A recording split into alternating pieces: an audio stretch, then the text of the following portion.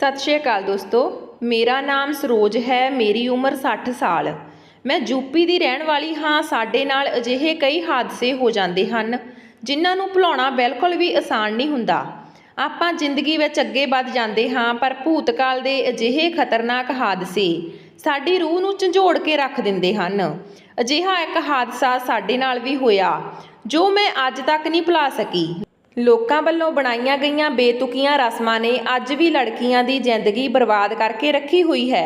उन्हां नूं तड़फाउण विच कोई कसर नहीं छड्डदे। अजिहा ही मेरे अते मेरी बेटी दे नाल होया। ਇਹ ਗੱਲ ਉਦੋਂ ਦੀ ਹੈ ਜਦੋਂ मैं 27 ਸਾਲ ਦੀ ਸੀ। ਮੇਰਾ ਰਿਸ਼ਤਾ ਇੱਕ ਪਿੰਡ ਵਿੱਚੋਂ ਆਇਆ ਸੀ। ਮੇਰੇ ਮਾਤਾ ਪਿਤਾ ਨੂੰ ਉਹਨਾਂ ਵਿੱਚ ਕੋਈ ਕਮੀ ਨਜ਼ਰ ਨਹੀਂ ਆਈ। ਉਹ ਰਿਸ਼ਤਾ ਸਾਡੇ ਪਿੰਡ ਦੇ ਸਭ ਤੋਂ ਜ਼ਿਆਦਾ ਇੱਜ਼ਤਦਾਰ ਘਰਾਣੇ ਵਿੱਚੋਂ ਸੀ। ਸਾਡੇ ਲਈ ਇੰਨਾ ਹੀ ਕਾਫੀ ਸੀ ਕਿ ਉਹ ਹਰ ਰਿਸ਼ਤੇ ਦੀ ਇੱਜ਼ਤ ਕਰਨਾ ਜਾਣਦੇ ਹਨ। ਮੇਰਾ ਰਿਸ਼ਤਾ ਘਰ ਵਾਲਿਆਂ ਦੀ ਮਰਜ਼ੀ ਦੇ ਨਾਲ ਤੈਅ ਹੋਇਆ ਸੀ। ਮੈਂ ਬਹੁਤ ਖੁਸ਼ ਸੀ। ਹਰ ਲੜਕੀ ਦੀ ਤਰ੍ਹਾਂ ਬਹੁਤ ਸਾਰੇ ਖੁਆਬ ਸਜਾਈ ਬੈਠੀ ਸੀ ਅਤੇ ਕੁਝ ਮਹੀਨਿਆਂ ਵਿੱਚ ਹੀ ਮੇਰੇ ਵਿਆਹ ਦੀਆਂ ਸਾਰੀਆਂ ਤਿਆਰੀਆਂ ਪੂਰੀਆਂ ਹੋ ਗਈਆਂ ਅਤੇ ਮੇਰੇ ਵਿਆਹ ਹੋ ਗਿਆ। ਵਿਆਹ ਤੋਂ ਬਾਅਦ ਵਿਦਾ ਹੋ ਕੇ ਆਪਣੇ ਪਤੀ ਦੇ ਘਰ ਆ ਗਈ। ਸਾਡੀ ਬਹੁਤ ਛੋਟੀ ਜਿਹੀ ਫੈਮਿਲੀ ਸੀ। ਮੇਰੇ ਸੱਸ ਸਹੁਰਾ ਅਤੇ ਮੇਰੇ ਪਤੀ। ਮੇਰੇ ਸਹੁਰਾ ਅਤੇ ਪਤੀ ਬਹੁਤ ਹੀ ਪਿਆਰ ਕਰਨ ਵਾਲੇ ਸੀ। ਮੇਰਾ ਖਿਆਲ ਰੱਖਣ ਵਾਲੇ ਸੀ। ਸ਼ੁਰੂ ਵਿੱਚ ਤਾਂ ਸਭ ਠੀਕ ਸੀ, ਪਰ ਵਿਆਹ ਦੇ 3 ਮਹੀਨੇ ਬਾਅਦ ਮੈਨੂੰ ਮਹਿਸੂਸ ਹੋਣ ਲੱਗਾ ਕਿ ਮੇਰੇ ਪਤੀ ਦਾ ਵਿਵਹਾਰ ਮੇਰੇ ਨਾਲ ਬਦਲਦਾ ਜਾ ਰਿਹਾ। ਮੈਨੂੰ ਲੱਗਿਆ ਕਿ ਜਿਵੇਂ ਮੇਰੇ ਪਤੀ ਹੁਣ ਪਹਿਲਾਂ ਵਰਗੇ ਨਹੀਂ ਰਹੇ। ਛੋਟੀ ਛੋਟੀ ਗੱਲ ਤੇ ਨਾਰਾਜ਼ ਹੋ ਜਾਇਆ ਕਰਦੇ ਸੀ, ਪਰ ਮੇਰੇ ਸੱਸ ਸਹੁਰਾ ਮੇਰਾ ਸਾਥ ਦਿੰਦੇ। ਇੱਕ ਰਾਤ ਜਦੋਂ ਮੇਰੇ ਪਤੀ ਘਰ ਵਾਪਸ ਆਏ ਤਾਂ ਮੇਰੇ ਪਤੀ ਨੇ ਮੈਨੂੰ ਆਪਣੇ ਪੈਰ ਦਬਾਉਣ ਲਈ ਕਿਹਾ। ਮੈਂ ਚੁੱਪਚਾਪ ਉਹਨਾਂ ਦੇ ਕੋਲ ਬੈਠ ਗਈ ਤੇ ਉਹਨਾਂ ਦੇ ਪੈਰ ਦਬਾਉਣ ਲੱਗੀ। ਕੁਝ ਦੇਰ ਇੱਧਰ ਉੱਧਰ ਦੀਆਂ ਗੱਲਾਂ ਕਰਨ ਤੋਂ ਬਾਅਦ ਉਹ ਮੈਨੂੰ ਕਹਿਣ ਲੱਗੇ ਕਿ ਹੁਣ ਆਪਾਂ ਨੂੰ ਬੱਚਾ ਲੈ ਲੈਣਾ ਚਾਹੀਦਾ, ਕਿਉਂਕਿ ਆਪਣੇ ਵਿਆਹ ਨੂੰ ਵੀ ਕਾਫੀ ਟਾਈਮ ਹੋ ਗਿਆ। ਮੇਰਾ ਵੀ ਦਿਲ ਕਰਦਾ ਸੀ ਕਿ ਮੇਰਾ ਵੀ ਕੋਈ ਬੱਚਾ ਹੋਵੇ। ਪਤੀ ਦੀ ਇਹ ਗੱਲ ਸੁਣ ਕੇ ਮੈਨੂੰ ਥੋੜੀ ਝਿਜਕ ਮਹਿਸੂਸ ਹੋ ਗਈ, ਪਰ ਮੈਂ ਕਿਹਾ ਤੁਸੀਂ ਠੀਕ ਕਹਿੰਦੇ ਹੋ। ਮੇਰੀ ਤਾਂ ਇਹੀ ਖੁਆਇਸ਼ ਆ ਕਿ ਆਪਣੀ ਪਹਿਲੀ ਸੰਤਾਨ ਮੇਰੀ ਬੇਟੀ ਹੀ ਹੋਵੇ। ਇੰਨੀ ਗੱਲ ਸੁਣ ਕੇ ਮੇਰੇ ਪਤੀ ਨੇ ਆਪਣੇ ਪੈਰ ਪਿੱਛੇ ਝਟਕੇ ਅਤੇ ਗੁੱਸੇ ਨਾਲ ਉੱਠ ਕੇ ਬੈਠ ਗਏ। ਮੈਂ ਕੁਝ ਸਮਝ ਤਾਂ ਸਕੀ ਆਖਿਰ ਉਹਨਾਂ ਨੂੰ ਬੁਰਾ ਕਿਉਂ ਲੱਗਿਆ। ਮੈਂ ਕਿਹਾ ਕੀ ਹੋਇਆ, ਤਾਂ ਉਹ ਬੋਲੇ ਕਿ ਮੈਨੂੰ ਸਿਰਫ ਤੇ ਸਿਰਫ ਬੇਟਾ ਚਾਹੀਦਾ। ਮੈਂ ਹੈਰਾਨ ਸੀ। ਮੈਨੂੰ ਘੱਟੋ ਘੱਟ ਆਪਣੇ ਪਤੀ ਤੋਂ ਇਹ ਉਮੀਦ ਨਹੀਂ ਸੀ।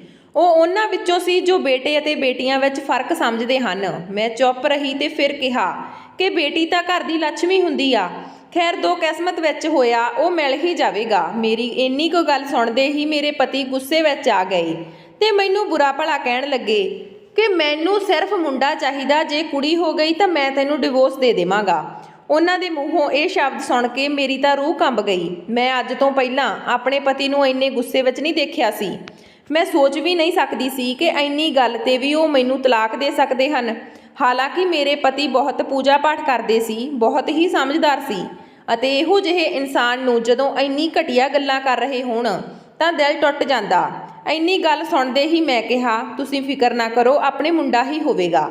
ਮੈਂ ਡਰ ਕੇ ਬੋਲ ਰਹੀ ਸੀ। ਮੇਰਾ ਪਤੀ ਖੁਸ਼ ਹੋ ਗਿਆ ਤੇ ਬੋਲਿਆ ਇਹ ਤੇਰੇ ਲਈ ਹੀ ਚੰਗਾ। ਜੇ ਕੁੜੀ ਹੋ ਗਈ ਤਾਂ ਮੁਸ਼ਕਲ ਤੈਨੂੰ ਤੇ ਤੇਰੀ ਬੇਟੀ ਨੂੰ ਹੀ ਝੱਲਣੀ ਪਵੇਗੀ। ਜਦੋਂ ਉਹ 15 ਸਾਲ ਦੀ ਹੋਵੇਗੀ ਤਾਂ ਮੈਂ ਤੈਨੂੰ ਤਲਾਕ ਦੇ ਦੇਵਾਂਗਾ।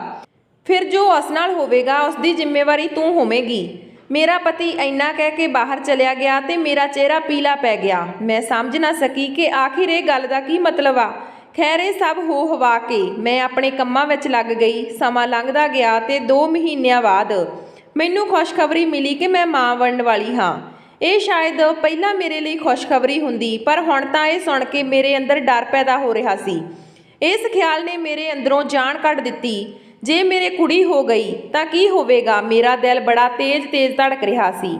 ਫਿਰ ਮੈਂ ਆਪਣੀ ਸੋਚ ਬਦਲ ਲਈ ਤੇ ਕਿਹਾ ਕਿ ਜ਼ਰੂਰੀ ਨਹੀਂ ਕਿ ਜੋ ਸੋਚ ਰਹੀ ਹਾਂ ਉਵੇਂ ਹੀ ਹੋਵੇ। ਮੈਂ ਡਰਦੀ ਹੋਈ ਨੇ ਆਪਣੇ ਪਤੀ ਅਤੇ ਸੱਸ ਨੂੰ ਦੱਸਿਆ। ਮੇਰੀ ਸੱਸ ਬੜੀ ਖੁਸ਼ ਹੋਈ ਤੇ ਦੁਆਵਾਂ ਦੇਣ ਲੱਗੀ। ਉਹ ਦੁਆਵਾਂ ਵੀ ਬੇਟੇ ਦੀਆਂ ਦੇ ਰਹੀ ਸੀ। ਮੈਂ ਆਪਣੇ ਪਤੀ ਦੇ ਅੱਖਾਂ ਵਿੱਚ ਅਜੀਬ ਜਿਹੀ ਚਮਕ ਦੇਖੀ। ਉਹ ਮੁਸਕਰਾਏ ਅਤੇ ਬੋਲੇ ਤੈਨੂੰ ਯਾਦ ਆ ਨਾ ਮੈਂ ਕੀ ਕਿਹਾ, ਸਿਰਫ ਤੇ ਸਿਰਫ ਮੁੰਡਾ ਹੋਣਾ ਚਾਹੀਦਾ, ਵਰਨਾ ਬਹੁਤ ਬੁਰਾ ਹੋਵੇਗਾ ਤੇਰੇ ਨਾਲ। ਜਿਸ ਖੌਫ ਨੂੰ ਮੈਂ ਭੁੱਲਣਾ ਚਾਹੁੰਦੀ ਸੀ ਉਹ ਗੱਲ ਉਹਨਾਂ ਦੀ ਜ਼ੁਬਾਨ ਤੇ ਸੀ। ਇਹ ਗੱਲ ਮੇਰੇ ਅੰਦਰ ਫਿਰ ਤੋਂ ਡਰ ਪੈਦਾ ਕਰ ਗਈ। ਜੋ ਖੁਸ਼ੀ ਦੀ ਉਮੀਦ ਮੈਂ ਲਾਈ ਬੈਠੀ ਸੀ ਉਹ ਦਿਲ ਵਿੱਚ ਹੀ ਰਹਿ ਗਈ। ਉੱਪਰੋਂ ਮੇਰੀ ਸੱਸ ਬੋਲੀ ਕਿ ਜੋ ਤੇਰਾ ਪਤੀ ਕਹਿ ਰਿਹਾ ਉਹੀ ਸਹੀ ਆ। ਸੱਸ ਅਧੂਰੀ ਗੱਲ ਛੱਡ ਕੇ ਮੇਰੇ ਸਿਰ ਤੇ ਹੱਥ ਫੇਰਨ ਲੱਗੀ। ਮੈਂ ਆਪਣੀ ਸੱਸ ਨੂੰ ਕਿਹਾ ਕਿ ਜੇ ਮੈਂ ਇੱਕ ਬੇਟੀ ਨੂੰ ਜਨਮ ਦਿੱਤਾ ਤਾਂ ਇਹ ਮੈਨੂੰ ਸੱਚੀ ਛੱਡ ਦੇਣਗੇ। ਮੇਰੀ ਸੱਸ ਨਜ਼ਰਾਂ ਚੁਰਾਉਂਦੀ ਹੋਈ ਬੋਲੀ ਕਿ ਪ੍ਰਾਰਥਨਾ ਕਰ ਕਿ ਇਸ ਘਰ ਵਿੱਚ ਰੱਬ ਬੇਟੀ ਪੈਦਾ ਨਾ ਕਰੇ, ਵਰਨਾ ਜਿਵੇਂ ਹੀ ਉਹ ਜਵਾਨੀ ਵਿੱਚ ਕਦਮ ਰੱਖੇਗੀ ਅਜਿਹੀ ਕਿਆਮਤ ਆਵੇਗੀ ਆਪਾਂ ਸੋਚ ਵੀ ਨਹੀਂ ਸਕਦੇ। ਮੇਰੀ ਸੱਸ ਸਿਰਫ ਇੰਨਾ ਹੀ ਬੋਲੀ ਤੇ ਉੱਥੋਂ ਚਲੀ ਗਈ। ਹੌਲੀ ਹੌਲੀ ਸਮਾਂ ਗੁਜ਼ਰਦਾ ਗਿਆ ਤੇ ਮੈਂ ਹਰ ਮਹੀਨੇ ਡਾਕਟਰ ਕੋਲ ਚੈੱਕਅਪ ਲਈ ਜਾਇਆ ਕਰਦੀ ਸੀ। ਇੱਕ ਵਾਰ ਮੈਂ ਆਪਣੀ ਸੱਸ ਨਾਲ ਡਾਕਟਰ ਦੇ ਗਈ ਤਾਂ ਡਾਕਟਰ ਤੋਂ ਸੱਸ ਨੇ ਹੌਲੀ ਜਿਹੇ ਪੁੱਛਿਆ ਕਿ ਸਾਡੇ ਘਰੇ ਕੌਣ ਆਉਣ ਵਾਲਾ, ਮੁੰਡਾ ਜਾਂ ਕੁੜੀ। ਮੇਰਾ ਦਿਲ ਤੇਜ਼ੀ ਨਾਲ ਧੜਕ ਰਿਹਾ ਸੀ ਤੇ ਨਾ ਜਾਣੇ ਹੁਣ ਡਾਕਟਰ ਕੀ ਦੱਸੇਗਾ। ਡਾਕਟਰ ਨੇ ਮੁਸਕਰਾ ਕੇ ਕਿਹਾ ਕਿ ਤੁਹਾਨੂੰ ਕੀ ਪਰੇਸ਼ਾਨੀ ਆ, ਤੁਹਾਡੇ ਤਾਂ ਪਹਿਲੀ ਸੰਤਾਨ ਆ, ਬੇਟਾ ਹੋਵੇ ਜਾਂ ਬੇਟੀ, ਪਹਿਲੀ ਸੰਤਾਨ ਦੀ ਖੁਸ਼ੀ ਤਾਂ ਜ਼ਿਆਦਾ ਹੁੰਦੀ ਆ। ਮੇਰੀ ਸੱਸ ਨੇ ਕਿਹਾ ਕਿ ਤੁਸੀਂ ਠੀਕ ਕਿਹਾ, ਪਰ ਫਿਰ ਵੀ ਮੈਨੂੰ ਇਹ ਜਾਣਨਾ, ਇਹ ਮੇਰੀ ਬਹੂ ਬੇਟੇ ਨੂੰ ਜਨਮ ਦੇਵੇਗੀ ਜਾਂ ਬੇਟੀ ਨੂੰ। ਡਾਕਟਰ ਨੇ ਕਿਹਾ ਤੁਹਾਡੀ ਬਹੂ ਇੱਕ ਬੇਟੀ ਨੂੰ ਜਨਮ ਦੇਣ ਵਾਲੀ ਆ। ਮੇਰੀ ਸੱਸ ਦੇ ਚਿਹਰੇ ਤੇ ਮੁਸਕਰਾਹਟ ਦੀ ਜਗ੍ਹਾ ਪਰੇਸ਼ਾਨੀ ਨੇ ਲੈ ਲਈ। ਉਸ ਦਾ ਰੰਗ ਹਲਕਾ ਪੀਲਾ ਹੋ ਗਿਆ। ਜਾਨ ਤਾਂ ਮੇਰੀ ਵੀ ਨਿਕਲ ਗਈ। ਮੈਨੂੰ ਆਪਣੇ ਪਤੀ ਦੀ ਗੱਲ ਯਾਦ ਆ ਗਈ। ਮੇਰੀ ਹਾਲਤ ਖਰਾਬ ਹੋਣ ਲੱਗੀ ਅਤੇ ਜੋ ਗੱਲ ਮੇਰੀ ਸੱਸ ਨੇ ਡਾਕਟਰ ਨੂੰ ਕਹੀ, ਮੇਰਾ ਤਾਂ ਦਿਲ ਕੰਬ ਉੱਠਿਆ। ਉਸਨੇ ਡਾਕਟਰ ਨੂੰ ਕਿਹਾ ਕਿ ਮੈਂ ਤੈਨੂੰ ਮੂੰਹ ਮੰਗੀ ਰਕਮ ਦੇਵਾਂਗੀ, ਬਸ ਇਸ ਬੱਚੇ ਨੂੰ ਜਨਮ ਦੁਨੀਆ ਤੇ ਆਉਣ ਤੋਂ ਪਹਿਲਾਂ ਹੀ ਮਾਰ ਦੇ। ਮੈਂ ਉਸ ਵੱਲ ਹੈਰਾਨੀ ਨਾਲ ਦੇਖਣ ਲੱਗੀ ਕਿ ਕਿੰਨੀ ਜ਼ਾਲਿਮ ਔਰਤ ਆ, ਇੱਕ ਮਾਸੂਮ ਨੂੰ ਮਾਰਨ ਲਈ ਮੂੰਹ ਮੰਗੀ ਰਕਮ ਦੇਣ ਨੂੰ ਤਿਆਰ ਆ। ਡਾਕਟਰ ਦੀ ਪੈਸੇ ਦੇ ਲਾਲਚ ਵਿੱਚ ਆ ਕੇ ਮੰਨ ਗਈ, ਪਰ ਮੈਂ ਕਿਸੇ ਵੀ ਹਾਲਤ ਵਿੱਚ ਤਿਆਰ ਨਹੀਂ ਸੀ। ਮੈਂ ਗੁੱਸੇ ਵਿੱਚ ਆ ਕੇ ਰੋਣ ਲੱਗੀ ਤੇ ਉਹਨਾਂ ਨੂੰ ਬੁਰਾ ਭਲਾ ਕਹਿਣ ਲੱਗੀ। ਉਦੋਂ ਹੀ ਇੱਕ ਨਰਸ ਨੇ ਆ ਕੇ ਮੈਨੂੰ ਇੱਕ ਇੰਜੈਕਸ਼ਨ ਲਾ ਦਿੱਤਾ, ਜਿਸ ਦੇ ਚੱਲਦੇ ਹੀ ਮੇਰੇ ਸਰੀਰ ਨੇ ਕੰਮ ਕਰਨਾ ਛੱਡ ਦਿੱਤਾ। ਮੇਰੇ ਵਿੱਚ ਬੋਲਣ ਦੀ ਵੀ ਹਿੰਮਤ ਨਾ ਰਹੀ। ਮੇਰੀ ਸੱਸ ਤੇ ਡਾਕਟਰ ਨੇ ਫੜ ਕੇ ਮੈਨੂੰ ਬੈੱਡ ਤੇ ਪਾ ਦਿੱਤਾ। ਮੈਂ ਆਪਣੀ ਸੱਸ ਦੇ ਤਰਲੇ ਮਿੰਨਤਾਂ ਕੱਢ ਰਹੀ ਸੀ ਕਿ ਮੈਨੂੰ ਛੱਡ ਦਿਓ, ਮੈਂ ਆਪਣੀ ਬੱਚੀ ਨੂੰ ਲੈ ਕੇ ਕਿਤੇ ਦੂਰ ਚਲੀ ਜਾਵਾਂਗੀ, ਪਰ ਉਹਨਾਂ ਨੂੰ ਮੇਰੀ ਗੱਲ ਦਾ ਕੋਈ ਅਸਰ ਨਹੀਂ ਹੋ ਰਿਹਾ ਸੀ। ਮੇਰੀ ਸੱਸ ਕਹਿ ਰਹੀ ਸੀ ਕਿ ਤੂੰ ਕਿਸੇ ਵੀ ਕੋਨੇ ਵਿੱਚ ਚਲੀ ਜਾਈਂ, ਤੇਰੇ ਪਤੀ ਨੇ ਤੈਨੂੰ ਲੱਭ ਲੈਣਾ ਤੇ ਫਿਰ ਤੂੰ ਆਖੇਂਗੀ ਕਿ ਹੇ ਰੱਬਾ, ਮੈਂ ਇਸ ਨੂੰ ਜਨਮ ਦੇਣ ਤੋਂ ਪਹਿਲਾਂ ਹੀ ਮਾਰ ਦਿੰਦੀ। ਇਸ ਲਈ ਮੇਰੀ ਗੱਲ ਮੰਨ ਲੈ, ਜੋ ਹੋ ਰਿਹਾ ਤੇਰੇ ਅਤੇ ਤੇਰੀ ਬੱਚੀ ਦੇ ਲਈ ਚੰਗਾ ਹੀ ਹੋ ਰਿਹਾ। ਮੈਂ ਉਸਦੇ ਆਖਰੀ ਇਹੀ ਸ਼ਬਦ ਸੁਣ ਸਕੀ ਤੇ ਉਸ ਤੋਂ ਬਾਅਦ ਮੈਂ ਬੇਹੋਸ਼ ਹੋ ਗਈ। ਜਦੋਂ ਹੋਸ਼ ਆਇਆ ਤਾਂ ਮੈਂ ਹਸਪਤਾਲ ਦੇ ਬੈੱਡ ਤੇ ਸੀ। ਮੇਰੇ ਨਾਲ ਮੇਰਾ ਪਤੀ ਸੀ। ਉਸਨੇ ਮੇਰਾ ਹਾਲ ਚਾਲ ਪੁੱਛਿਆ ਤੇ ਮੈਨੂੰ ਝਿੜਕਣ ਲੱਗਿਆ ਕਿ ਤੂੰ ਧਿਆਨ ਨਾਲ ਕਿਉਂ ਨਹੀਂ ਤੁਰਦੀ, ਤੇਰੀ ਵਜ੍ਹਾ ਨਾਲ ਅੱਜ ਮੇਰਾ ਬੇਟਾ ਇਸ ਦੁਨੀਆ ਤੋਂ ਚਲਿਆ ਗਿਆ। ਉਹ ਮੈਨੂੰ ਇਸ ਤਰ੍ਹਾਂ ਕਈ ਗੱਲਾਂ ਕਹਿ ਰਹੇ ਸੀ, ਪਰ ਮੇਰਾ ਦਿਮਾਗ ਉੱਥੇ ਹੀ ਅਟਕਿਆ ਪਿਆ ਸੀ ਕਿ ਇਹ ਮੈਨੂੰ ਕਿਉਂ ਸੁਣਾ ਰਹੇ ਆ, ਕਿਉਂਕਿ ਇਸ ਵਿੱਚ ਤਾਂ ਮੈਂ ਕੁਝ ਨਹੀਂ ਕੀਤਾ ਸੀ। ਇਹ ਕਹਿ ਕੇ ਮੇਰੇ ਪਤੀ ਕਮਰੇ ਵਿੱਚੋਂ ਬਾਹਰ ਚਲੇ ਗਏ ਤੇ ਮੇਰੀ ਸੱਸ ਮੇਰੇ ਕੋਲ ਆਈ ਤੇ ਕਹਿਣ ਲੱਗੀ ਕਿ ਮੈਂ ਤੇਰੇ ਪਤੀ ਨੂੰ ਇਹੀ ਦੱਸਿਆ ਕਿ ਇਹ ਪੌੜੀਆਂ ਤੋਂ ਡਿੱਗ ਗਈ ਸੀ, ਇਸ ਲਈ ਤੂੰ ਆਪਣੀ ਸੰਤਾਨ ਗਵਾ ਚੁੱਕੀ ਆ। ਸੱਸ ਦੀਆਂ ਇਹ ਚਾਲਾਂ ਤੇ ਮੇਰੀ ਅੱਖਾਂ ਵਿੱਚੋਂ ਹੰਝੂ ਆ ਰਹੇ ਸੀ। ਮੈਂ ਖੁਦ ਨੂੰ ਬੜਾ ਹੀ ਬੇਵੱਸ ਮਹਿਸੂਸ ਕਰ ਰਹੀ ਸੀ। ਮੇਰਾ ਬੱਚਾ ਇਸ ਦੁਨੀਆ ਤੋਂ ਆਉਣ ਤੋਂ ਪਹਿਲਾਂ ਹੀ ਮਾਰ ਦਿੱਤਾ ਗਿਆ ਸੀ। ਕੁਝ ਟਾਈਮ ਇਸ ਤਰ੍ਹਾਂ ਲੰਘ ਗਿਆ। ਫਿਰ ਮੈਂ ਇੱਕ ਵਾਰ ਫਿਰ ਪ੍ਰੈਗਨੈਂਟ ਹੋ ਗਈ। ਇਸ ਵਾਰ ਮੈਂ ਸੋਚ ਲਿਆ ਸੀ ਕਿ ਮੈਂ ਕਿਸੇ ਨੂੰ ਵੀ ਗਲਤ ਨਹੀਂ ਕਰਨ ਦੇਵਾਂਗੀ। ਜਦੋਂ ਡਾਕਟਰ ਕੋਲ ਗਈ ਤਾਂ ਉਹਨਾਂ ਨੇ ਮੈਨੂੰ ਦੱਸਿਆ ਕਿ ਤੂੰ ਬੇਟੀ ਨੂੰ ਜਨਮ ਦੇਣ ਵਾਲੀ ਆ। ਇਸ ਵਾਰ ਮੈਂ ਉਹਨਾਂ ਨੂੰ ਆਪਣੀ ਸਾਰੀ ਪਰੇਸ਼ਾਨੀ ਦੱਸ ਦਿੱਤੀ ਕਿ ਇਸ ਵਿੱਚ ਤੁਸੀਂ ਹੀ ਮੇਰੀ ਮਦਦ ਕਰ ਸਕਦੇ ਹੋ, ਕਿਉਂਕਿ ਇਸ ਵਾਰ ਡਾਕਟਰ ਬਾਹਰ ਘੁੰਮਣ ਗਈ ਹੋਈ ਸੀ ਤੇ ਉਸ ਦੀ ਜਗ੍ਹਾ ਕੋਈ ਹੋਰ ਡਾਕਟਰ ਸੀ। ਮੈਂ ਉਹਨਾਂ ਨੂੰ ਕਿਹਾ ਕਿ ਜੇ ਮੇਰੀ ਸੱਸ ਨੇ ਪੁੱਛਿਆ ਤਾਂ ਤੁਸੀਂ ਉਹਨਾਂ ਨੂੰ ਬੇਟੀ ਦੀ ਜਗ੍ਹਾ ਬੇਟਾ ਦੱਸ ਦਿਓ। ਮੇਰੇ ਕਹਿਣ ਅਨੁਸਾਰ ਡਾਕਟਰ ਨੇ ਉੱਦਾਂ ਹੀ ਕਹਿ ਦਿੱਤਾ ਕਿ ਤੁਹਾਡੇ ਘਰ ਬੇਟਾ ਆਉਣ ਵਾਲਾ ਹੈ। ਇਹ ਖਬਰ ਸੁਣ ਕੇ ਮੇਰੀ ਸੱਸ ਬੇਹੱਦ ਖੁਸ਼ ਹੋਈ। ਬੇਟੇ ਦੀ ਖਬਰ ਸੁਣ ਕੇ ਪਤੀ ਦੀ ਖੁਸ਼ੀ ਨਾਲ ਝੂਮ ਉੱਠਿਆ। ਮੇਰਾ ਬੜਾ ਖਿਆਲ ਰੱਖਣ ਲੱਗਾ। ਉਸ ਦਾ ਖਿਆਲ ਅਤੇ ਪਿਆਰ ਦੇਖ ਕੇ ਮੈਂ ਵੀ ਬਹੁਤ ਖੁਸ਼ ਹੁੰਦੀ, ਪਰ ਮੈਂ ਅੰਦਰੋਂ ਅੰਦਰ ਪਰੇਸ਼ਾਨ ਵੀ ਸੀ ਕਿ ਜਦੋਂ ਉਹਨਾਂ ਨੂੰ ਸੱਚ ਪਤਾ ਚੱਲੇਗਾ ਤਾਂ ਕੀ ਹੋਵੇਗਾ। ਫਿਰ ਮੈਂ ਸੋਚਿਆ ਕਿ ਸੰਤਾਨ ਵਿੱਚ ਬਹੁਤ ਤਾਕਤ ਹੁੰਦੀ ਹੈ। ਜਦੋਂ ਆਪਣੀ ਸੰਤਾਨ ਗੋਦ ਵਿੱਚ ਲੈਣਗੇ ਤਾਂ ਦਿਲ ਪਿਘਲ ਜਾਵੇਗਾ। ਕੁਝ ਮਹੀਨਿਆਂ ਬਾਅਦ ਮੈਂ ਇੱਕ ਖੂਬਸੂਰਤ ਬੇਟੀ ਨੂੰ ਜਨਮ ਦਿੱਤਾ, ਪਰ ਜਦੋਂ ਹੀ ਮੇਰੀ ਸੱਸ ਨੂੰ ਪਤਾ ਲੱਗਿਆ ਤਾਂ ਉਹ ਸਿਰ ਫੜ ਕੇ ਬਹਿ ਗਈ। ਮੇਰਾ ਪਤੀ ਕਦੇ ਮੈਨੂੰ ਦੇਖਦਾ ਤੇ ਕਦੇ ਮੇਰੀ ਬੇਟੀ ਨੂੰ। ਖੂਨ ਭਰੀਆਂ ਅੱਖਾਂ ਨਾਲ ਮੇਰੇ ਕੋਲ ਆਇਆ ਅਤੇ ਗੁੱਸੇ ਨਾਲ ਬੇਟੀ ਦੇ ਚਿਹਰੇ ਤੋਂ ਕੰਬਲ ਹਟਾਇਆ। ਹੇਠਾਂ ਨਿੱਕੀ ਜਿਹੀ ਸ਼ਹਿਜ਼ਾਦੀ ਸੋ ਰਹੀ ਸੀ। ਮੈਨੂੰ ਡਰ ਸੀ ਕਿ ਮੇਰੀ ਬੇਟੀ ਨਾਲ ਕੁਝ ਗਲਤ ਨਾ ਕਰ ਦੇਣ, ਕਿਉਂਕਿ ਜਿਸ ਤਰ੍ਹਾਂ ਉਹ ਗੁੱਸੇ ਵਿੱਚ ਸੀ ਮੈਨੂੰ ਇਸ ਤਰ੍ਹਾਂ ਹੀ ਲੱਗ ਰਿਹਾ ਸੀ ਜਿਵੇਂ ਉਹ ਆਪਣੀ ਬੇਟੀ ਦਾ ਗਲਾ ਦਬਾ ਦੇਣਗੇ। ਮੈਂ ਜਲਦੀ ਨਾਲ ਆਪਣੀ ਬੇਟੀ ਦੇ ਅੱਗੇ ਆਈ। ਮੇਰਾ ਦਿਲ ਧੱਕ-ਧੱਕ ਕਰ ਰਿਹਾ ਸੀ। ਇਹ ਪਤਾ ਨਹੀਂ ਲੱਗ ਰਿਹਾ ਸੀ ਕਿ ਕੀ ਕਰਾਂ, ਪਰ ਅੱਗੇ ਦਾ ਮੰਜ਼ਰ ਦੇਖ ਕੇ ਤਾਂ ਮੈਂ ਹੈਰਾਨ ਰਹਿ ਗਈ, ਕਿਉਂਕਿ ਮੇਰੇ ਪਤੀ ਨੇ ਬੇਟੀ ਨੂੰ ਚੱਕ ਕੇ ਆਪਣੇ ਸੀਨੇ ਨਾਲ ਲਾ ਲਿਆ ਤੇ ਮੈਨੂੰ ਦੇਖ ਕੇ ਕਹਿਣ ਲੱਗੇ, ਇਹ ਤਾਂ ਬੜੀ ਹੀ ਪਿਆਰੀ ਹੈ। ਮੈਨੂੰ ਹੈਰਾਨੀ ਦਾ ਝਟਕਾ ਲੱਗਿਆ ਕਿ ਇੱਕਦਮ ਮੇਰੇ ਪਤੀ ਵਿੱਚ ਕਿਵੇਂ ਬਦਲਾਅ ਆ ਗਿਆ ਸੀ, ਪਰ ਮੈਂ ਬਹੁਤ ਖੁਸ਼ ਹੋਣ ਲੱਗੀ ਕਿਉਂਕਿ ਉਹਨਾਂ ਨੂੰ ਨੰਨੀ ਜਿਹੀ ਜਾਨ ਤੇ ਤਰਸ ਆ ਗਿਆ ਸੀ। ਪਰ ਮੇਰੀ ਸੱਸ ਬੜੀ ਪਰੇਸ਼ਾਨ ਸੀ। ਉਹ ਗੁੱਸੇ ਨਾਲ ਕਦੇ ਮੇਰੇ ਵੱਲ ਦੇਖਦੀ ਤੇ ਕਦੇ ਉਸ ਬੱਚੀ ਵੱਲ। ਮੈਂ ਪਰੇਸ਼ਾਨ ਹੋ ਗਈ ਕਿ ਮੇਰੇ ਪਤੀ ਤਾਂ ਖੁਸ਼ ਆ, ਪਰ ਮੇਰੀ ਸੱਸ ਕਿਉਂ ਪਰੇਸ਼ਾਨ ਵਿੱਚ ਆ। ਕੁਝ ਦਿਨ ਗੁਜ਼ਰ ਗਏ। ਜਦੋਂ ਮੇਰੀ ਸੱਸ ਮੇਰੀ ਬੇਟੀ ਨੂੰ ਦੇਖਦੀ ਤਾਂ ਰੋਣ ਲੱਗ ਜਾਂਦੀ ਤੇ ਕਹਿੰਦੀ, ਕਿਉਂ ਆਉਣ ਦਿੱਤਾ ਇਸ ਨੂੰ ਇਸ ਦੁਨੀਆ ਵਿੱਚ। ਜੇ ਇਸ ਦਾ ਬਾਪ ਭਟਕ ਗਿਆ ਤੇ ਇਸ ਦੇ ਨਾਲ ਕੁਝ ਗਲਤ ਕਰ ਦਿੱਤਾ ਤਾਂ ਇਸ ਦੀ ਜ਼ਿੰਮੇਵਾਰੀ ਕੌਣ ਲਵੇਗਾ। ਮੈਨੂੰ ਉਹਨਾਂ ਦੀ ਗੱਲ ਬੜੀ ਅਜੀਬ ਲੱਗਦੀ। ਮੈਂ ਕਿਹਾ, ਉਹ ਤਾਂ ਬਹੁਤ ਖੁਸ਼ ਹਨ, ਪਰ ਤੁਸੀਂ ਪਤਾ ਨਹੀਂ ਕਿਉਂ ਇਸ ਤਰ੍ਹਾਂ ਕਰ ਰਹੇ ਹੋ। ਮੇਰੀ ਸੱਸ ਕਹਿਣ ਲੱਗੀ, ਤੈਨੂੰ ਉਦੋਂ ਪਤਾ ਲੱਗੇਗਾ ਜਦੋਂ ਤੇਰੀ ਬੇਟੀ 15 ਸਾਲ ਦੀ ਹੋ ਜਾਵੇਗੀ। ਮੈਂ ਉਹਨਾਂ ਤੋਂ ਪੁੱਛਣ ਦੀ ਕੋਸ਼ਿਸ਼ ਕੀਤੀ ਤੇ ਕੀ ਹੋ ਜਾਵੇਗਾ, ਤਾਂ ਉਹਨਾਂ ਨੇ ਗੱਲ ਨੂੰ ਘੁਮਾ ਦਿੱਤਾ। ਇਸ ਤਰ੍ਹਾਂ ਕਰਦੇ ਕਰਦੇ ਹੌਲੀ ਹੌਲੀ ਵਕਤ ਗੁਜ਼ਰਦਾ ਗਿਆ। ਮੇਰੀ ਬੇਟੀ ਵੱਡੀ ਹੁੰਦੀ ਗਈ। ਮੈਨੂੰ ਇਸ ਤਰ੍ਹਾਂ ਲੱਗ ਰਿਹਾ ਸੀ ਜਿਵੇਂ ਮੇਰੀ ਸੱਸ ਦੀਆਂ ਕਈਆਂ ਗੱਲਾਂ ਸੱਚ ਹੋ ਰਹੀਆਂ ਸੀ। ਜਦੋਂ ਮੇਰੀ ਬੇਟੀ 7 ਸਾਲ ਦੀ ਹੋਈ ਤਾਂ ਮੇਰੀ ਸੱਸ ਦਾ ਦੇਹਾਂਤ ਹੋ ਗਿਆ। ਮਰਨ ਤੋਂ ਪਹਿਲਾਂ ਆਖਰੀ ਵਕਤ ਉਹਨਾਂ ਨੇ ਜੋ ਕੁਝ ਮੈਨੂੰ ਦੱਸਿਆ, ਉਹ ਸੁਣ ਕੇ ਮੇਰੇ ਪੈਰਾਂ ਥੱਲੋਂ ਜ਼ਮੀਨ ਨਿਕਲ ਗਈ। ਉਹਨਾਂ ਨੇ ਕਿਹਾ ਕਿ ਦੇਖੀ, ਤੇਰੀ ਬੇਟੀ 15 ਸਾਲ ਦੀ ਹੁੰਦੇ ਹੀ ਤੇਰਾ ਪਤੀ ਤੈਨੂੰ ਮਾਰ ਦੇਵੇਗਾ। ਉਸ ਦੇ ਬਾਅਦ ਤੇਰੀ ਬੇਟੀ ਬਹੁਤ ਹੀ ਗਲਤ ਆਦਮੀ ਦੇ ਹੱਥਾਂ ਵਿੱਚ ਫਸ ਜਾਵੇਗੀ। ਉਹ ਤੈਨੂੰ ਮਾਰ ਕੇ ਤੇਰੀ ਬੇਟੀ ਨੂੰ ਹਰ ਹਾਲਤ ਵਿੱਚ ਆਪਣੀ ਪਤਨੀ ਬਣਾਵੇਗਾ ਤੇ ਤੂੰ ਬਹੁਤ ਪਛਤਾਏਂਗੀ। ਸੱਸ ਦੀ ਆਖਰੀ ਸ਼ਬਦ ਮੈਨੂੰ ਬੇਚੈਨ ਕਰ ਗਏ। ਮੈਂ ਕਹਿਣ ਲੱਗੀ, ਮੰਮੀ ਜੀ ਤੁਸੀਂ ਹੋਸ਼ ਵਿੱਚ ਤਾਂ ਹੋ। ਇਹ ਕਿਵੇਂ ਹੋ ਸਕਦਾ? ਮੇਰੇ ਪਤੀ ਅਜਿਹਾ ਕਿਉਂ ਕਰਨਗੇ? ਤਾਂ ਉਹ ਉਹਨਾਂ ਦੀ ਸਕੀ ਬੇਟੀ ਹੈ। ਮੇਰੀ ਸੱਸ ਕਹਿਣ ਲੱਗੀ, ਇਹ ਸਾਡੇ ਪਿੰਡ ਦਾ ਦਸਤੂਰ ਆ। ਕੋਈ ਵੀ ਆਦਮੀ ਇਸ ਦੇ ਖਿਲਾਫ ਅੱਜ ਤੱਕ ਨਹੀਂ ਗਿਆ ਅਤੇ ਨਾ ਹੀ ਜਾਵੇਗਾ। ਜਿਸ ਨੇ ਵੀ ਇਸ ਗੱਲ ਨੂੰ ਨਹੀਂ ਮੰਨਿਆ ਉਸ ਦੀ ਗਰਦਨ ਕੱਟ ਦਿੱਤੀ ਜਾਂਦੀ ਹੈ। ਮੇਰਾ ਬੇਟਾ ਵੀ ਜ਼ਰੂਰ ਇਸ ਤਰ੍ਹਾਂ ਹੀ ਕਰੇਗਾ। ਇਹ ਕਹਿੰਦੇ ਮੇਰੀ ਸੱਸ ਥੋੜ੍ਹੇ ਟਾਈਮ ਵਿੱਚ ਹੀ ਪੂਰੀ ਹੋ ਗਈ। ਮੇਰਾ ਸਰੀਰ ਅਕਸਰ ਹੀ ਇਹ ਸੋਚ ਕੇ ਪਸੀਨੇ ਨਾਲ ਭਿੱਜ ਜਾਂਦਾ ਜਦੋਂ ਮੇਰੀ ਸੱਸ ਦੀ ਅੱਧੀ ਅਧੂਰੀ ਗੱਲ ਯਾਦ ਆਉਂਦੀ। ਪਰ ਮੈਂ ਇਹ ਸੋਚਦੀ ਕਿ ਮੇਰੀ ਸੱਸ ਨੇ ਇਹ ਨਹੀਂ ਦੱਸਿਆ ਕਿ ਉਹ ਆਦਮੀ ਕੌਣ ਹੋਵੇਗਾ ਤੇ ਮੇਰਾ ਪਤੀ ਕੀ ਕਰੇਗਾ। ਇਸ ਦੇ ਅੱਗੇ ਤਾਂ ਮੈਂ ਸੋਚ ਵੀ ਨਹੀਂ ਸਕਦੀ ਸੀ। ਮੇਰੇ ਦਿਮਾਗ ਵਿੱਚ ਕਈ ਸਵਾਲਾਂ ਨੇ ਜਨਮ ਲੈ ਲਿਆ ਸੀ। ਮੈਂ ਆਪਣੇ ਪਤੀ ਨੂੰ ਸ਼ੱਕ ਦੀਆਂ ਨਜ਼ਰਾਂ ਨਾਲ ਦੇਖਣ ਲੱਗੀ। ਜਦੋਂ ਮੇਰਾ ਪਤੀ ਆਪਣੀ ਬੇਟੀ ਨੂੰ ਕੋਲ ਬੁਲਾਉਂਦਾ ਤੇ ਉਸ ਨੂੰ ਗੋਦੀ ਵਿੱਚ ਲੈ ਕੇ ਪਿਆਰ ਕਰਦਾ ਤਾਂ ਮੈਨੂੰ ਅਜੀਬ ਲੱਗਦਾ। ਮੈਂ ਕਿਸੇ ਨਾ ਕਿਸੇ ਬਹਾਨੇ ਆਪਣੀ ਬੇਟੀ ਨੂੰ ਆਪਣੇ ਕੋਲ ਬੁਲਾ ਲੈਂਦੀ ਅਤੇ ਖੇਡਣ ਲਈ ਭੇਜ ਦਿੰਦੀ। ਇੱਕ ਦਿਨ ਮੈਂ ਕਿਚਨ ਵਿੱਚ ਖਾਣਾ ਬਣਾ ਰਹੀ ਸੀ ਤੇ ਮੇਰੀ ਬੇਟੀ ਸਕੂਲ ਵਿੱਚੋਂ ਆ ਕੇ ਕਮਰੇ ਵਿੱਚ ਖੇਡ ਰਹੀ ਸੀ। ਉਦੋਂ ਹੀ ਦਰਵਾਜ਼ਾ ਖੜਕਿਆ ਤੇ ਮੈਂ ਦਰਵਾਜ਼ਾ ਖੋਲ੍ਹ ਕੇ ਦੇਖਿਆ ਤਾਂ ਮੇਰਾ ਪਤੀ ਘਰ ਆ ਗਏ ਸੀ। ਮੈਂ ਕੰਮ ਕਰਨ ਦੁਬਾਰਾ ਕਿਚਨ ਵਿੱਚ ਚਲੀ ਗਈ। ਮੇਰੇ ਦਿਲ ਵਿੱਚ ਕਈ ਸਾਰੀਆਂ ਗੱਲਾਂ ਉੱਠ ਰਹੀਆਂ ਸੀ। ਮੇਰੀ ਸੱਸ ਦੀਆਂ ਕਹੀਆਂ ਹੋਈਆਂ ਗੱਲਾਂ ਨੇ ਮੇਰੇ ਦਿਲ ਤੇ ਦਿਮਾਗ ਤੇ ਕਾਬੂ ਕਰ ਰੱਖਿਆ ਸੀ। ਮੈਨੂੰ ਹਰ ਵਕਤ ਆਪਣੇ ਪਤੀ ਦੀ ਨੀਅਤ ਤੇ ਸ਼ੱਕ ਰਹਿਣ ਲੱਗਾ। ਮੈਨੂੰ ਲੱਗਦਾ ਕਿ ਉਹ ਇੱਕ ਖਾਸ ਮੌਕੇ ਦੇ ਇੰਤਜ਼ਾਰ ਵਿੱਚ ਹਨ ਤਾਂ ਕਿ ਇਸ ਪਾਕ ਰਿਸ਼ਤੇ ਨੂੰ ਬਦਨਾਮ ਕਰ ਸਕੇ। ਕਾਫੀ ਦੇਰ ਬਾਅਦ ਮੈਨੂੰ ਆਪਣੇ ਪਤੀ ਦੀ ਆਵਾਜ਼ ਨਾ ਸੁਣਾਈ ਦਿੱਤੀ ਤਾਂ ਮੈਂ ਜਲਦੀ ਨਾਲ ਭੱਜ ਕੇ ਕਮਰੇ ਵਿੱਚ ਗਈ ਜਿੱਥੇ ਉਹ ਬੱਚੀ ਸੌਂ ਰਹੀ ਸੀ। ਕਮਰੇ ਦਾ ਦਰਵਾਜ਼ਾ ਥੋੜਾ ਜਿਹਾ ਖੁੱਲ੍ਹਾ ਸੀ ਤੇ ਮੇਰੇ ਕਦਮ ਉੱਥੇ ਹੀ ਰੁਕ ਗਏ। ਸਾਹਮਣੇ ਦਾ ਮੰਜ਼ਰ ਦੇਖ ਕੇ ਮੇਰੀਆਂ ਅੱਖਾਂ ਅੱਡੀਆਂ ਦੀਆਂ ਅੱਡੀਆਂ ਰਹਿ ਗਈਆਂ।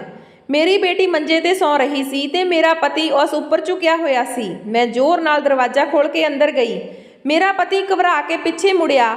ਦਰਵਾਜ਼ਾ ਕੰਧ ਨਾਲ ਲੱਗਣ ਦੀ ਵਜ੍ਹਾ ਨਾਲ ਖੜਕਾ ਹੋਇਆ ਤੇ ਮੇਰੀ ਬੇਟੀ ਵੀ ਸਹਿਮ ਗਈ। ਮੈਂ ਗੁੱਸੇ ਨਾਲ ਆਪਣੇ ਪਤੀ ਵੱਲ ਦੇਖ ਕੇ ਬੋਲੀ, ਇਹ ਕੀ ਕਰ ਰਹੇ ਹੋ? ਉਹ ਇਨਸਾਨ ਚਾਦਰ ਦਾ ਇੱਕ ਸਿਰਾ ਫੜ ਕੇ ਮੇਰੀ ਵੱਲ ਹੈਰਾਨੀ ਨਾਲ ਦੇਖ ਰਿਹਾ ਸੀ। ਉਹ ਘਬਰਾ ਕੇ ਬੋਲਿਆ, ਕੁਝ ਨਹੀਂ, ਬੇਟੀ ਸੌਂ ਰਹੀ ਸੀ ਤਾਂ ਉਸ ਦੇ ਉੱਪਰ ਕੰਬਲ ਦੇ ਰਿਹਾ ਸੀ। ਮੈਂ ਆਪਣੇ ਪਤੀ ਨੂੰ ਦੇਖਦੀ ਰਹਿ ਗਈ ਕਿਉਂਕਿ ਉਹਨਾਂ ਦੇ ਤਰੀਕੇ ਤੋਂ ਸਾਫ਼ ਲੱਗ ਰਿਹਾ ਸੀ ਕਿ ਉਹ ਝੂਠ ਬੋਲ ਰਹੇ ਹਨ। ਮੈਂ ਉਹਨਾਂ ਦੇ ਹੱਥ ਵਿੱਚੋਂ ਚਾਦਰ ਖੋਹੀ ਤੇ ਆਪਣੀ ਬੇਟੀ ਦੇ ਉੱਪਰ ਦੇਣ ਲੱਗੀ। ਉਹ ਹੈਰਾਨੀ ਨਾਲ ਮੇਰੇ ਵੱਲ ਦੇਖਣ ਲੱਗਿਆ ਤੇ ਫਿਰ ਬੋਲਿਆ, ਆਪਣੀ ਹੱਦ ਵਿੱਚ ਰਹਿ।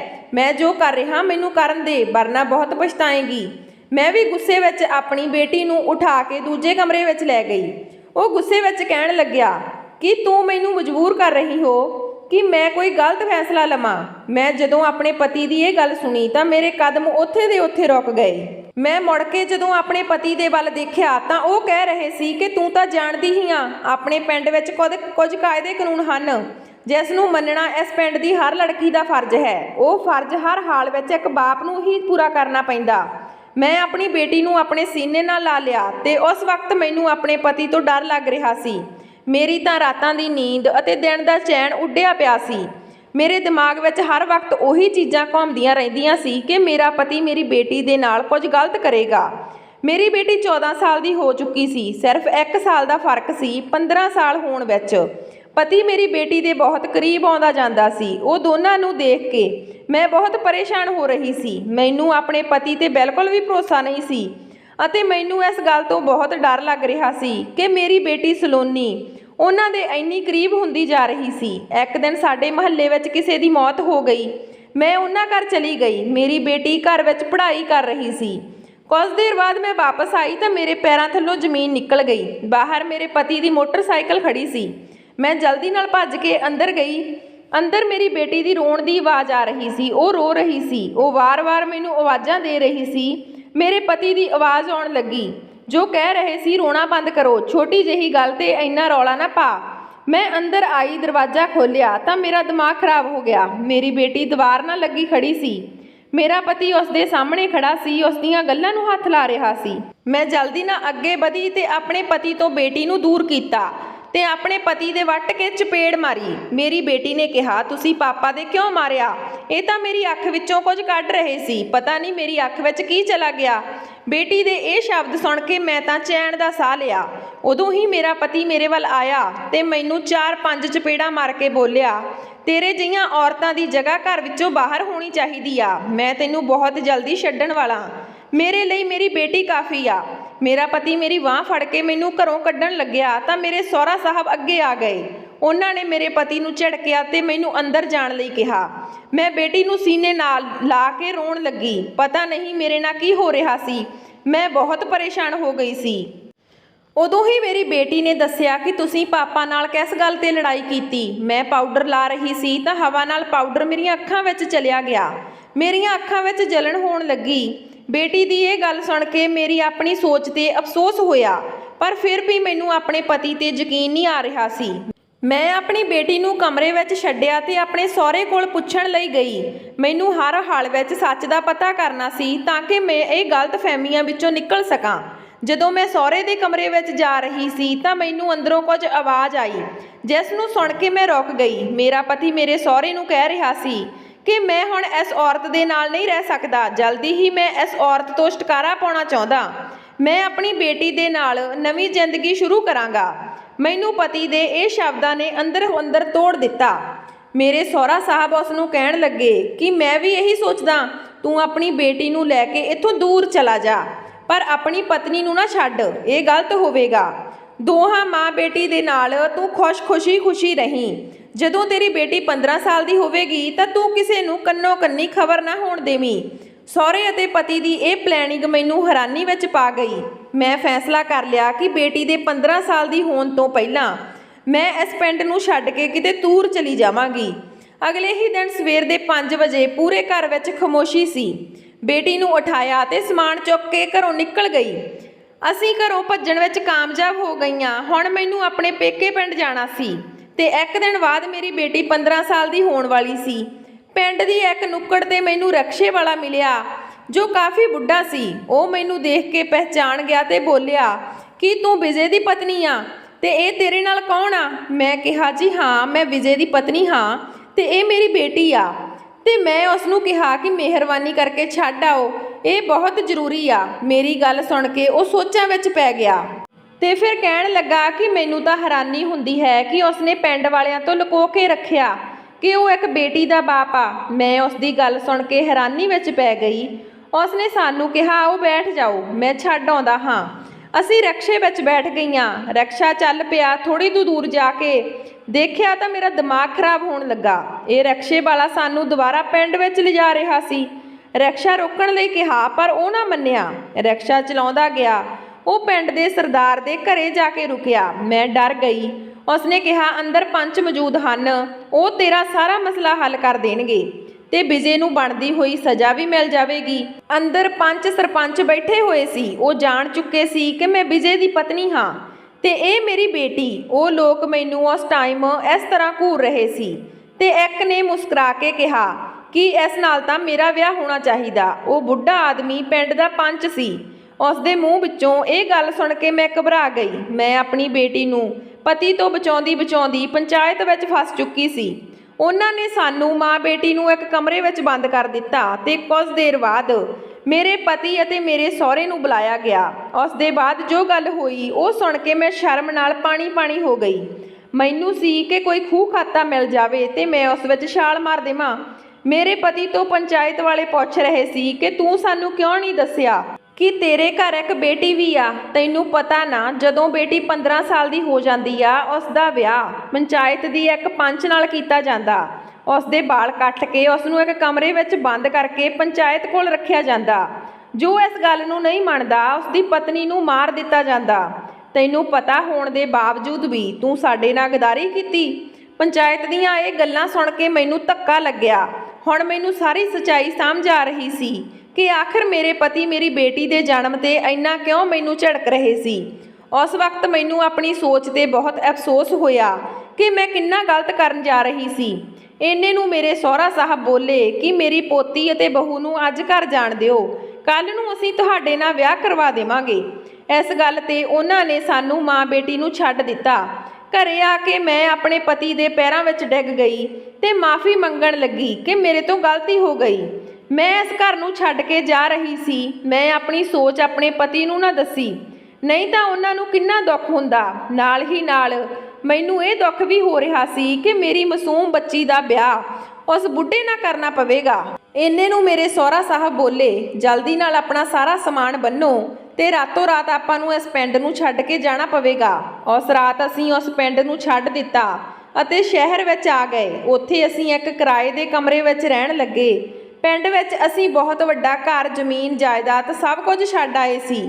ਇੱਥੇ ਇੱਕ ਕਮਰੇ ਵਿੱਚ ਗੁਜ਼ਾਰਾ ਕਰ ਰਹੇ ਸੀ, ਪਰ ਸਾਨੂੰ ਇਸ ਗੱਲ ਦੀ ਖੁਸ਼ੀ ਸੀ ਕਿ ਅਸੀਂ ਆਪਣੀ ਬੇਟੀ ਨੂੰ ਬਚਾ ਲਿਆ ਸੀ। ਮੇਰਾ ਪਤੀ ਮੈਨੂੰ ਕਹਿਣ ਲੱਗਿਆ ਕਿ ਇਸ ਰਿਵਾਜ਼ ਦੀ ਵਜ੍ਹਾ ਨਾਲ ਹੀ ਮੈਂ ਬੇਟੀ ਨਹੀਂ ਚਾਹੁੰਦਾ ਸੀ, ਵਰਨਾ ਮੈਨੂੰ ਤਾਂ ਮੇਰੀ ਬੇਟੀ ਜਾਨ ਤੋਂ ਵੀ ਜ਼ਿਆਦਾ ਪਿਆਰੀ ਆ। ਕੁਝ ਟਾਈਮ ਬਾਅਦ ਅਸੀਂ ਆਪਣੀ ਬੇਟੀ ਦਾ ਵਿਆਹ ਕਰ ਦਿੱਤਾ। ਹੁਣ ਮੇਰੀ ਬੇਟੀ ਆਪਣੇ ਘਰੇ ਬਹੁਤ ਖੁਸ਼ ਆ। ਕਈ ਵਾਰ ਲੋਕ ਆਪਣੀ ਹਵਸ ਦੇ ਲਾਲਚ ਵਿੱਚ ਆ ਕੇ ਅਜਿਹੇ ਰੀਤੀ ਰਿਵਾਜਾਂ ਨੂੰ ਜਨਮ ਦੇ ਦਿੰਦੇ ਹਨ ਜਿਨ੍ਹਾਂ ਨੂੰ ਗਰੀਬ ਲੋਕਾਂ ਨੂੰ ਨਾ ਚਾਹੁੰਦੇ ਹੋਏ ਵੀ ਮੰਨਣਾ ਪੈਂਦਾ ਅਤੇ ਉਹ ਆਪਣੀ ਜ਼ਿੰਦਗੀ ਤਬਾਹ ਕਰ ਦਿੰਦੇ ਹਨ। ਦੋਸਤੋ, ਉਮੀਦ ਕਰਦੀ ਹਾਂ ਕਹਾਣੀ ਪਸੰਦ ਆਈ ਹੋਵੇਗੀ। ਵੀਡੀਓ ਨੂੰ ਲਾਈਕ ਅਤੇ ਚੈਨਲ ਤੇ ਨਵੇਂ ਹੋ ਤਾਂ ਚੈਨਲ ਨੂੰ ਸਬਸਕ੍ਰਾਈਬ ਕਰਿਓ। ਹਾਂ, ਨੋਟੀਫਿਕੇਸ਼ਨ ਬੈਲ ਜ਼ਰੂਰ ਦਬਾਇਓ ਤਾਂ ਕਿ ਅਗਲੀ ਅਪਡੇਟ ਸਭ ਤੋਂ ਪਹਿਲਾਂ ਤੁਹਾਨੂੰ ਮਿਲੇ।